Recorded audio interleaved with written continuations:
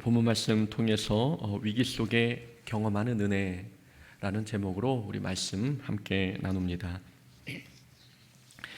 17세기에 활동했던 시인 앤 브래드스트리가 이런 말을 했습니다. 우리에게 겨울이 없다면 봄은 그리 즐겁지 않을 것이다.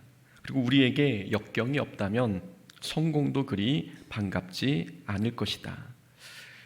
이 말은 인생의 겨울과 같은 이 역경이 우리에게 불필요한 것이 결코 아님을 뜻합니다. 봄이 좋은 이유는 겨울이 있어서이고 또 성공이 반가운 이유도 역경이 있기 때문입니다. 만약 우리 인생에 위기가 없다면, 평탄하기만 한다면 그 인생은 아마 무료할 것입니다. 놀이동산에 있는 롤러코스터도 올라가는 것보다 내려갈 때가 더 재미있지 않습니까? 때로는 인생길에서도 내리막길이 우리에게 더 좋은 유익을 줄 수 있습니다. 인생에서 만나는 위기가 우리에게 어떤 유익을 줄 수 있을까요?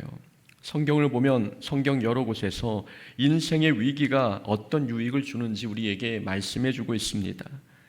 야고보서 1장에서는 그 시련, 인생의 위기가 우리를 성장시키고 성숙하게 만든다고 말씀하고 있습니다.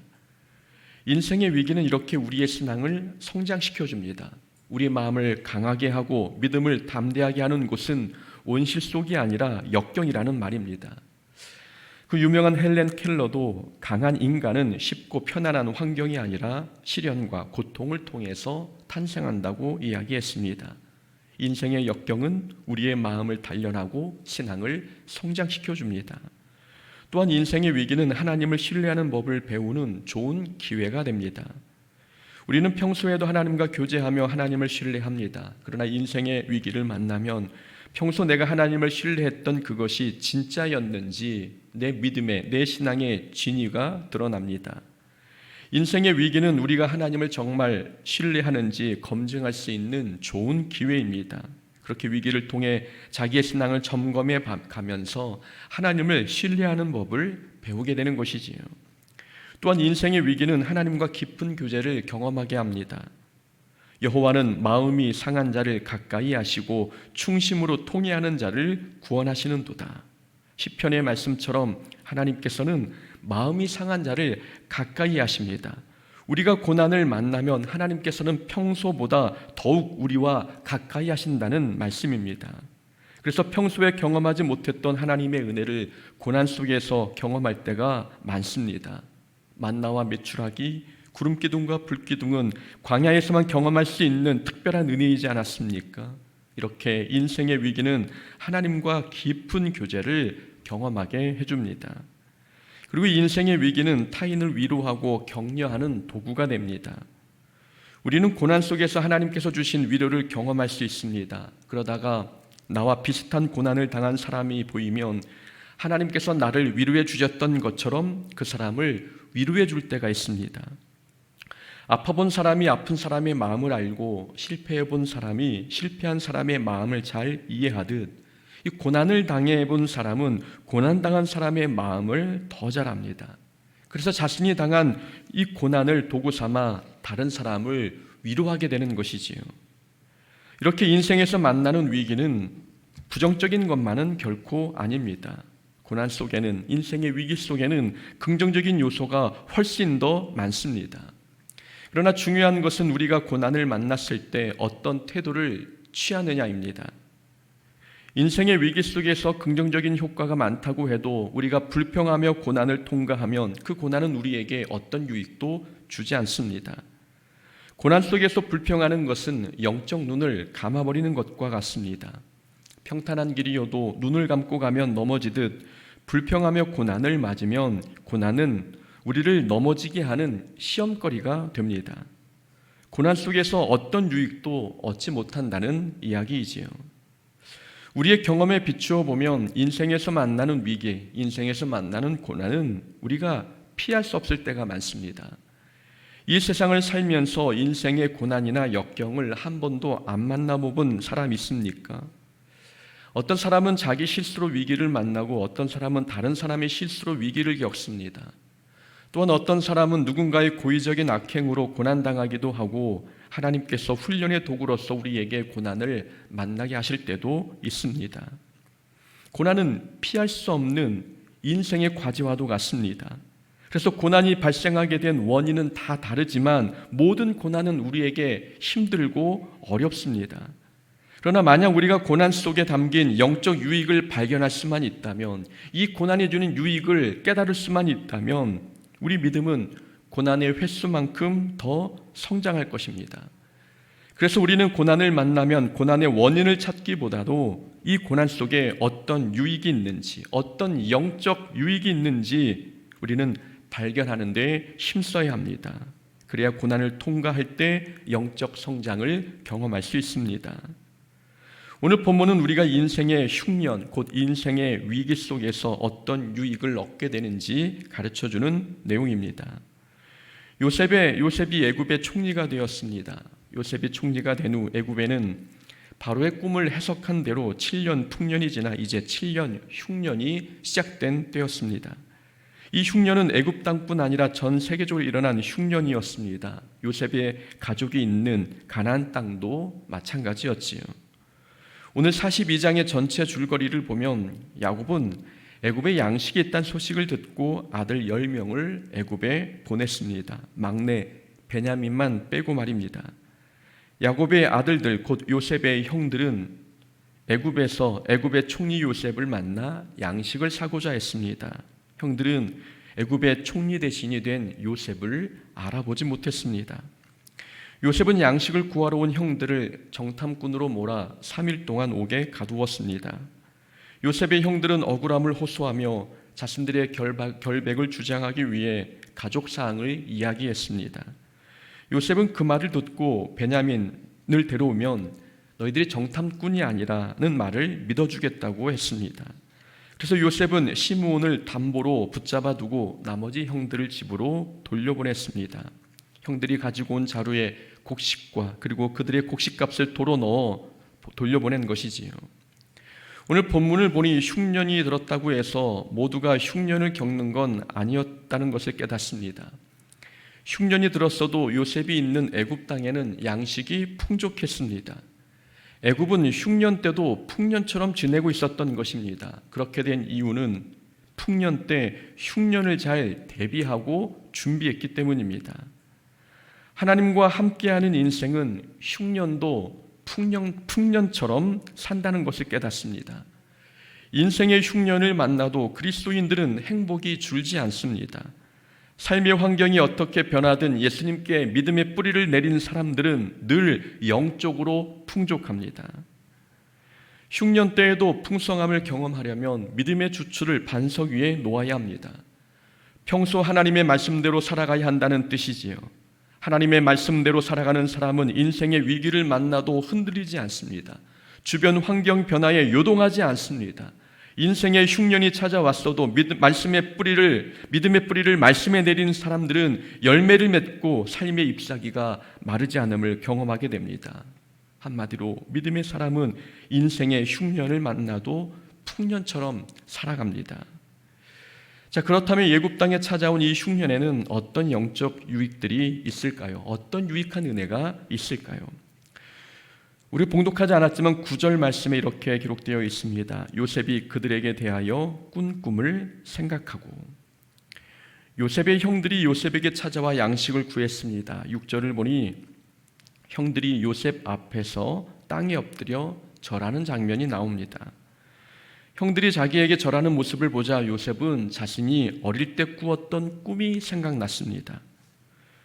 요셉은 아버지 야곱 곁에 있을 때 2가지 꿈을 꾸었지요. 형들이 묶은 곡식단이 자신이 묶은 곡식단에게 절하는 꿈, 그리고 해와 달과 11별이 자기에게 절하는 꿈, 이 2가지 꿈을 꾸었습니다. 요셉은 절하는 형들의 모습을 보면서 자신의 꿈이 성취되고 있다는 것을 깨달았습니다. 그것도 흉년의 때의 말입니다. 우리는 여기서 얻을 수 있는 교훈이 있지요. 인생의 흉년은 우리를 향한 하나님의 계획이 성취되는 시간입니다. 애굽의 흉년이 들었지만 그 흉년이 요셉을 향한 하나님의 계획을 막지 못했습니다. 오히려 흉년의 때가 하나님의 계획이 성취되기에 정말 적합하고 좋은 시기였다는 것을 깨닫습니다. 인생의 위기는 우리를 향한 하나님의 계획이 성취되기에 가장 좋은 때입니다. 요셉의 전체 인생을 보면 요셉은 아버지 야곱의 곁을 떠나면서부터 고난이 시작이 됐습니다. 애굽의 노예로 팔려 보디발 집에서 가정 총무로 일했고 억울하게 감옥에 갇혀 다른 죄수들의 수종을 들어야 하는 그런 총무 역할도 감당했습니다. 요셉의 인생 전체가 고난의 연속이었지만 그렇다고 요셉을 향한 하나님의 계획이 실패한 것은 아니었습니다. 요셉이 인생의 위기를 만났어도 그 속에서 하나님의 계획은 하나씩 성취되고 있었던 것이지요. 하나님께서는 고난을 통해 요셉을 다듬으시고 훈련하고 계셨습니다. 비록 가정 총무와 감옥 안에서의 총무 역할을 감당했지만 이 모든 과정은 애굽의 총리가 되기 위한 훈련 과정이었습니다. 그러니까 하나님께서 요셉을 하나님의 일꾼으로 길러내는데 결정적인 역할을 한 것은 고난이었습니다. 요셉이 야곱 아버지 곁에 있을 때, 요셉이 평안할 때 하나님의 일꾼으로 훈련받은 게 아니었습니다. 요셉의 인생 중 가장 힘들었던 때가 요셉을 하나님의 사람으로 빚어낸 시기였습니다. 하나님의 계획이 성취되기에 가장 좋은 때는 위기를 만났을 때입니다. 모세도 바로 궁에서 40년을 생활하다가 광야로 도망가 광야에서 40년을 살았습니다. 하나님께서는 광야에서 40년 동안 목동으로 살았던 모세를 호렙산 떨기나무 아래에 불러 사명을 맡기셨습니다. 하나님께서는 모세가 바로궁에서 생활할 때 사명을 맡기시지 않으셨습니다. 인생 중 가장 찬란했을 때 모세를 부르지 아니하시고 인생에서 가장 어두웠던 시기에 모세를 불러 사명을 맡기셨습니다. 이유는 인생의 흉년 때가 하나님의 사람으로 훈련하기 가장 좋은 시기였기 때문입니다. 인생의 위기는 모세를 향한 하나님의 계획이 성취되기에 가장 적합한 시기였습니다. 인류를 구원하시려는 하나님의 구원 계획도 예수님께서 고난당하시던 때에 성취되었습니다. 예수님께서 놀라운 기적을 행하시고 영광스러운 업적을 이루실 때 구원을 성취하신 게 아니었습니다. 예수님께서 멸시와 조롱의 십자가를 지시던 때, 인생 중 가장 비참한 고난을 당하시던 때, 그때 하나님의 구원 계획이 성취되었습니다. 이렇게 우리를 향한 하나님의 계획은 인생의 흉년 때에도 성취될 수 있습니다. 그러니 인생의 위기를 만났을 때 낙심하지 말아야 합니다. 인생의 위기를 불필요한 것처럼 생각하지 않아야 합니다. 위기를 만났다고 해서 불평하고 원망한다면 하나님께서 나를 통해 이 고난을 통해 무엇을 성취하시는지 발견할 수 없습니다. 인생의 흉년을 만났다면 하나님께서 무엇을 성취하시려 하시는지 믿음의 눈을 가지고 기대해야 합니다. 인생의 위기는 우리를 절망하게 하는 시기가 아니라 하나님의 뜻을 성취하기에 좋은 시기입니다. 두 번째로 흉년이 주는 유익이 무엇일까요? 오늘 본문 18절과 19절을 보면 요셉이 형들에게 베냐민을 데려오라고 했습니다. 그러자 21절 이하를 보면 요셉의 형들이 몹시 괴로워하는 장면이 나옵니다. 베냐민을 애굽에 데려오는 일은 거의 불가능에 가까운 일이었습니다. 요셉이 사라지고 난 뒤 아버지 야곱은 베냐민을 늘 옆에 끼고 살았기에 이 베냐민을 애굽에 데려온다는 것은 정말 어려운 일이었습니다. 그런데 베냐민을 데리고 오지 못하면 자신들은 스파이로 몰려 시므온이 죽을 수도 있었습니다. 형들은 답답했습니다. 자신들은 정탐꾼이 아니라고 말을 해도 애굽의 총리가 믿지 않았던 이 상황이 너무나 답답했습니다. 자신들은 양식을 구하기 위해 온 사람들인데 자기들을 스파이로 몰아가고 있으니 억울할 법도 합니다. 이때 형들은 자신들이 요셉에게 행한 일을 떠올렸습니다. 형들은 요셉이 애굽에 팔릴 때 요셉이 그렇게 울며 불며 애걸복걸했던 요셉의 부르짖음을 듣지 않았습니다. 그래서 형들도 같은 고난을 당하고 있다고 생각했습니다. 동생이 울부짖을 때 도움 요청을 거절했으니 애굽의 이 총리도 우리의 간청을 거절하고 있다고 깨닫기 시작했습니다. 여기서의 핵심은 흉년 때에 요셉의 형들이 자기 죄를 떠올렸다는 것입니다. 흉년 때 양식을 구하러 애굽에 갔는데 애굽 총리 앞에서 형들은 자기의 죄를 떠올리며 후회했습니다. 이렇게 인생의 흉년, 인생의 위기는 우리의 허물이 드러나는 시기입니다. 이것이 인생의 흉년이 주는 유익입니다. 사람들은 인생의 위기를 만나면 자기 죄와 허물을 깨닫고 회개합니다. 참으로 감사한 일입니다. 하나님께서는 인간을 창조하실 때 위기를 만나면 먼저 자기의 잘못을 돌아보며 회개하도록 창조하셨습니다. 고난을 만났을 때 누군가를 원망하지 않고 자기의 허물을 돌아보며 회개한다는 것은 하나님께서 우리에게 특별히 베푸신 은혜의 선물입니다. 참으로 놀라운 일 아닙니까? 어떤 사람들은 인생의 위기를 만나도 자기의 지은 죄를 떠올리지 않습니다. 그런데 예수 믿는 사람들은 그렇지 않습니다. 우리는 위기를 만나면 회개부터 합니다. 인생의 흉년을 만나면 자기의 허물을 하나님 앞에 쏟아놓으며 회개하는 거지요. 그래서 그리스도인들은 인생의 위기가 닥치면 하나님과의 관계가 더 친밀해집니다. 자기의 죄를 고백하며 회개하니 인생의 위기 때 영적으로 더 거룩하고 순결해지는 것입니다. 참으로 놀랍고 감사한 현상입니다. 오늘 본문에서 재미있는 표현이 나옵니다. 21절에 요셉의 형들이 자기들끼리 이렇게 말했습니다. 우리가 아우의 일로 말미암아 범죄하였도다. 그가 우리에게 애걸할 때에 그 마음의 괴로움을 보고도 듣지 아니하였으므로 이 괴로움이 우리에게 임하도다. 형들은 요셉이 애걸할 때 요셉이 괴로워하는 모습을 보고도 듣지 않았다고 고백했습니다. 22절에서 르우벤이 동생들이 이렇게 말했습니다. 내가 너희에게 그 아이에 대해서 죄를 짓지 말라고 하지 아니하였더냐. 그래도 너희는 듣지 아니하였느니라. 다른 형제들이 요셉을 괴롭히며 노예로 팔아버릴 때 제일 큰 형이었던 르우벤은 죄를 짓지 말라고 동생들을 말렸습니다. 동생을 노예로 파는 것은 죄인이 하지 말라고 한 것입니다. 그러나 다른 형제들은 르우벤의 말을 듣지 않았습니다. 여기서 반복되는 단어가 나옵니다. 듣지 않았다. 듣지 않았다라는 단어입니다. 형들은 요셉의 괴로움을 듣지 않았습니다. 그리고 르우벤의 책망도 듣지 않았습니다. 그런데 인생의 위기가 찾아오니 들리지 않았던 소리들이 들리기 시작했던 것입니다. 요셉이 도와달라고 부르짖을 때는 듣지 못했습니다. 그러나 자신들이 위기에 빠지자 요셉의 아픔이 이제서야 들리기 시작했습니다. 그때 요셉이 도와달라고 부르짖었을 때 정말 아프고 힘들었겠구나. 그때는 그의 아픔을 깨닫지 못했지만 내가 동일한 아픔을 경험하고 보니 요셉의 아픔이 이제서야 들리기 시작했던 것입니다. 그때는 르우벤의 책망도 들리지 않았습니다. 그러나 자기가 공경에 처하자 들리지 않았던 책망의 말씀이 들리기 시작했습니다. 이것이 인생의 위기가 주는 유익입니다.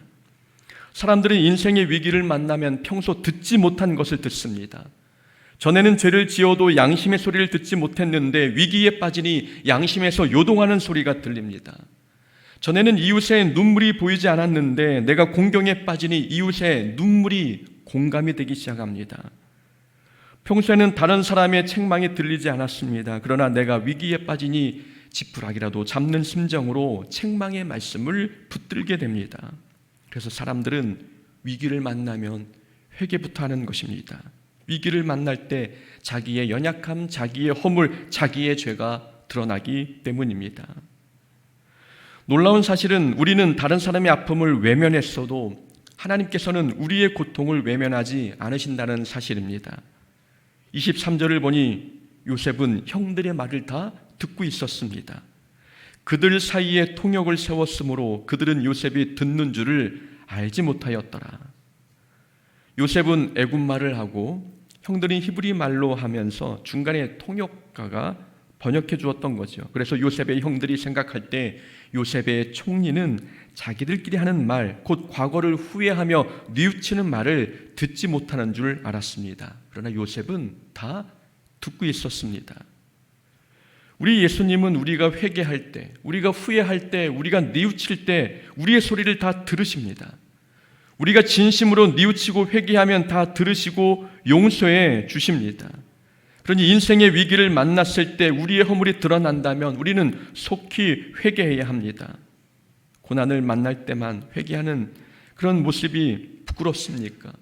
고난을 만날 때만 내 죄를 돌아보며 회개하는 모습이 부끄럽습니까? 그래서 염치가 없다며 회개조차 하지 않으십니까? 아닙니다. 하나님께서 우리에게 고난을 주시는 이유는 우리의 잘못을 깨닫게 하려는 의도도 있습니다. 그러니 인생의 위기를 만났을 때 우리는 위기 속에서 자기 죄를 깨달으며 하나님께 속히 회개해야 합니다. 우리는 다른 사람들이 아픔을 듣지 못했던 어리석은 죄를 지었지만 하나님은 우리가 통회하는 마음으로 회개하면 우리의 소리를 친히 들으십니다. 이렇게 인생의 위기는 우리에게 긍정적인 유익을 얻게 합니다. 인생의 위기가 우리를 힘들게 해도 하나님께서는 인생의 위기를 우리에게 하나님의 은혜를 발견할 수 있는 기회로 만드십니다. 이 세상의 모든 피조세계는 하나님의 손아귀에 있습니다. 우리가 당하는 인생의 위기도 하나님의 통치 아래 있다는 말씀입니다. 그래서 위기를 만났을 때 낙심하거나 절망하지 말아야 합니다. 인생의 위기는 하나님의 뜻이 성취되는 좋은 기회이고 우리에게도 죄를 깨닫게 하는 좋은 기회가 되기도 합니다. 오늘 하루 어떤 위기를 만나도 그 속에서 하나님의 은혜를 발견하는 자가 되기를 주의 이름으로 축원합니다. 아멘.